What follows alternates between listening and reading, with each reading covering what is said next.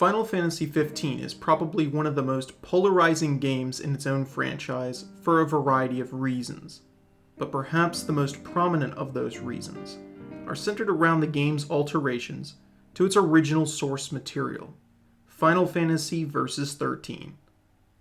The brainchild of Kingdom Hearts series director and Final Fantasy alum Tetsuya Nomura, Versus XIII was propped up as a title which would have tested limits and pushed franchise boundaries in ways previously and possibly hitherto unseen. The game was in multiple stages of production for many years. Sadly, no finished product ever came to fruition, as the game's development was marred by a series of delays and challenges, which ultimately led to its cancellation, reboot, and rebranding in the form of Final Fantasy XV. But the story of Final Fantasy Versus XIII's life and death is far too intriguing to leave unexplored. So let's peel back the curtain and revisit one of the most anticipated games that never saw the light of day. This is the tragedy of Final Fantasy Versus XIII.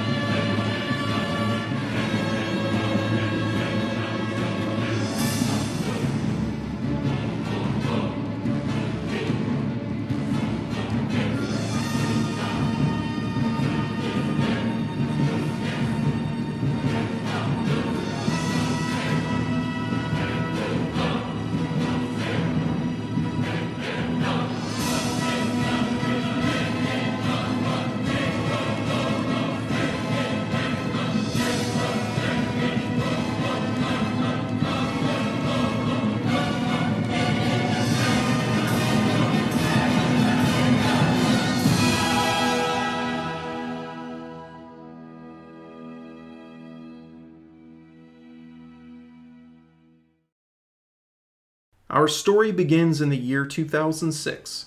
Square Enix arrived at E3, the Electronic Entertainment Expo, to showcase a bold new direction for the Final Fantasy series. This direction took the form of the Fabula Nova Crystallis project, designed to be a commonly shared mythos for developers of the Final Fantasy series to use as a starting point for new games in the franchise. Series producer Yoshinori Kitase suggested that the mythos was designed in such a way that tons of stories could be produced from the same source material, leading to any number of possible narrative outcomes.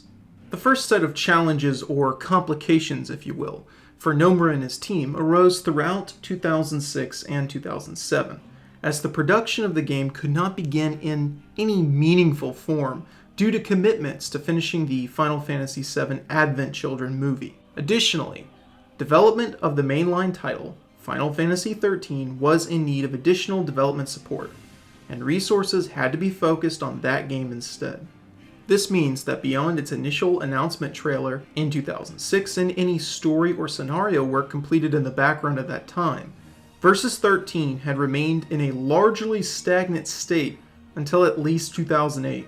Interestingly though, the first trailer and material designed for the game, as shown in 2006, was actually put together by only two people: Square Enix visual works artist Eiji Kitada and one other individual. Despite initial setbacks, Nomura was able to progress what could be considered the game's pre-production, whilst awaiting the full breadth of resources needed to start making the game a reality. 2008 was, for all intent and purposes, the first step toward the full development of Final Fantasy Versus XIII. Earlier that same year, Square Enix had shown off their new proprietary game engine for Final Fantasy, the Crystal Tools engine.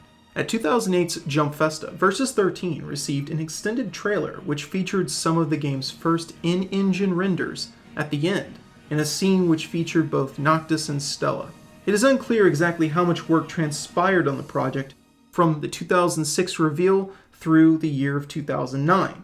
And although 2009's Tokyo Game Show featured the first gameplay footage from Versus 13, Nomura himself stated the footage was merely from a demo build. However, 2010 proved to be a slightly more hopeful year for Nomura's team and the production as a whole. Final Fantasy XIII was completed and resources were more readily available than they were previously. Nomura also revealed that the Japanese fashion company Rowan, who was hired by Square Enix as part of some sort of cross-promotional contract to design the characters' costumes in the game, had in fact completed their work. Nomura also revealed that the game's scenario had been completed. This point in particular is a bit murky, as Nomura would later state in 2013, quote, "As A World of the Versus epic hints at in the end of the trailer, Final Fantasy XV ends with a climax, but we plan to continue the story. That's something we have in mind as we complete the game." This statement, along with numerous rumors throughout the years, have suggested that the story was intended to be a trilogy of games rather than merely one.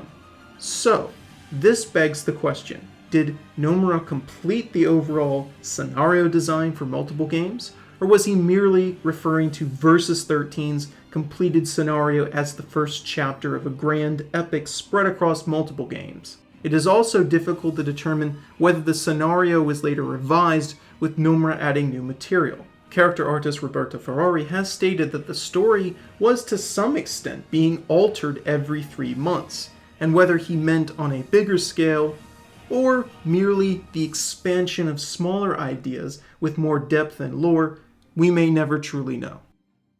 Despite some progress, there were more disruptions for Nomura and his team, which took the form of 2 very serious obstacles. The Crystal Tools engine was created during production of Final Fantasy XIII, and as a byproduct of that, the engine itself was designed to cater directly to that game's needs first and foremost.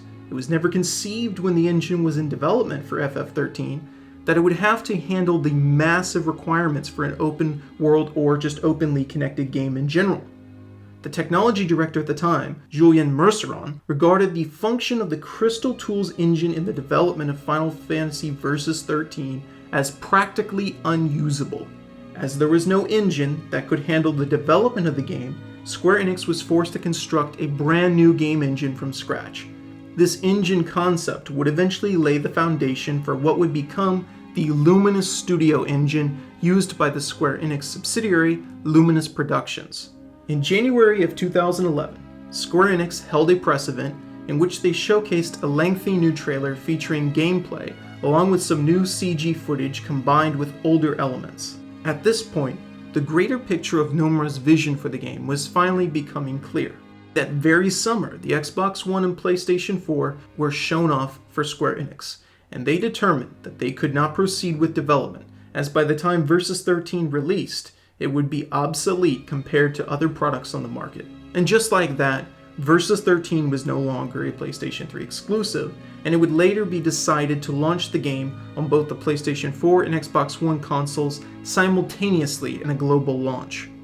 Now, as we enter the game's production throughout 2012, I think it's important to emphasize that over the years, information pertaining to the game's development within said year is and has been confusing to say the least. There are reports which suggest that Versus 13 survived as a project into 2013, before being morphed into Final Fantasy XV. There are also interviews with developers, in which they state the game was altered drastically during 2012. I will do my best to summarize what seems to be the most accurate information I have at my disposal. And this is where the tough realities of game development dictate that not every project is favored with a straightforward path, nor does every project have a happy ending. As 2012 progressed, the team building Versus 13 got some assistance. In order to ensure the game's production would proceed smoothly, Yoichi Wada, then president of Square Enix, ordered Final Fantasy Type 0's team led by Hajime Tabata, to assist Nomura in finishing the game.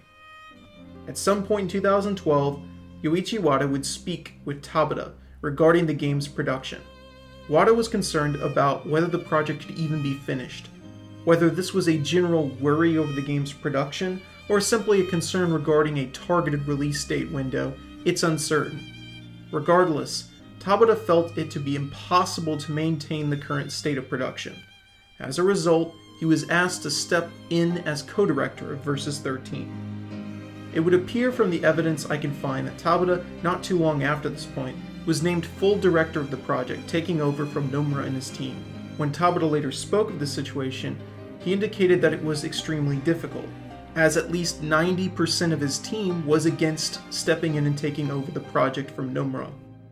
Regarding Nomura's position in all of this, some sources say he stepped away from the project to focus on Kingdom Hearts 3, while others still insist he was booted from the project altogether in order to avoid him causing any interference with the game's new direction.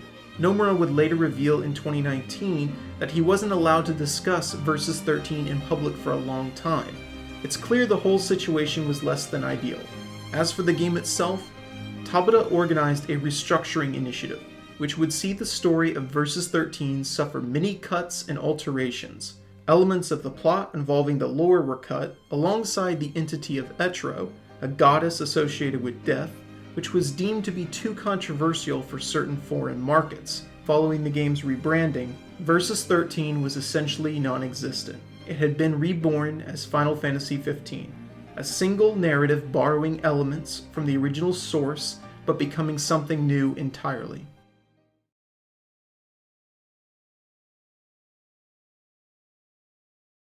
Nomura kept many of the deeper concepts and aspects of the lore secretive throughout the game's development. But when you are working on a game for 6 years, you are bound to discuss pieces of the story from time to time. From what little information is out there in the public sphere that's also verified, and not simply some unsubstantiated rumors, we know the game's setting would have been the Kingdom of Lucis, with the city shown in the trailers being the kingdom's capital city of Insomnia, much like in the rebooted FF15. This world was also rooted in the shared mythos of the other Fabula Nova Crystallis projects, but perhaps not as much as Final Fantasy XIII was. Lucis possessed the last remaining crystal within the lands of the Four Kingdoms. It was said the other nations had grown apart from Lucis and united against it by joining the military power of Niflheim. It was also said that the Lucian kingdom was run by royals through a mafia-like structure. Noctis, the main character, was the prince, destined to assume the throne after his father. The entire nation of Lucis had a patron deity, mentioned earlier in this video as the goddess of death, Etro. Thus, the emblems and crests and general design of the Lucian architecture was symbolically associated with reapers and death. Much of what else is known about the story and characters is overly populated with rumors and theories, so I will refrain from mentioning them here, as they may not indeed be true. Suffice it to say, there have been some absolutely juicy rumors surrounding this game's narrative. This only makes me think of how it's always sad to hear about a creative's grand vision for a story that won't see the light of day. What was started in Versus 13, Nomura's original story at least, has been lost.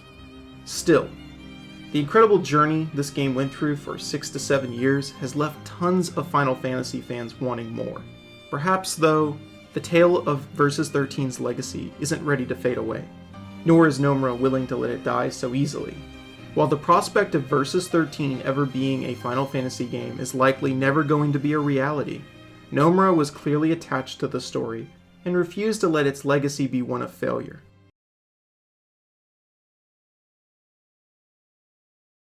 In Kingdom Hearts 3, there are a number of secret allusions to another tale up Nomura's sleeve, one which might just be the closest thing to a resurrected Versus 13 as any fan could possibly hope for.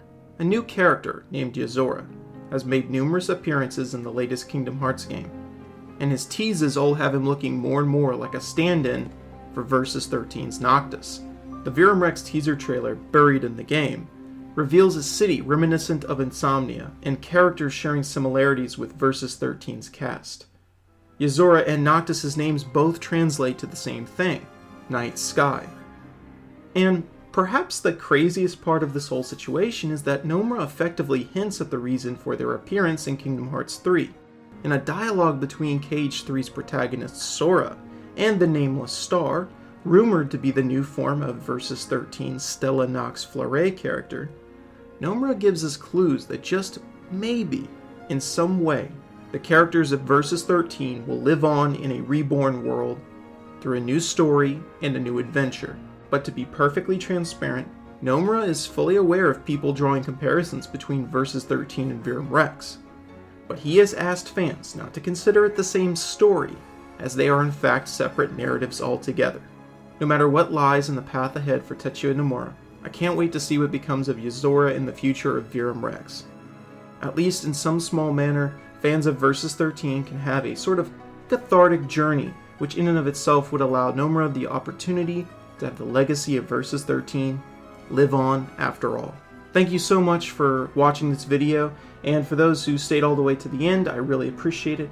If you enjoyed this video and would like to see more like it, please consider subscribing, hitting the bell for notifications, and liking and sharing this video around. Thank you so much for your time, I really appreciate it, and have a great day.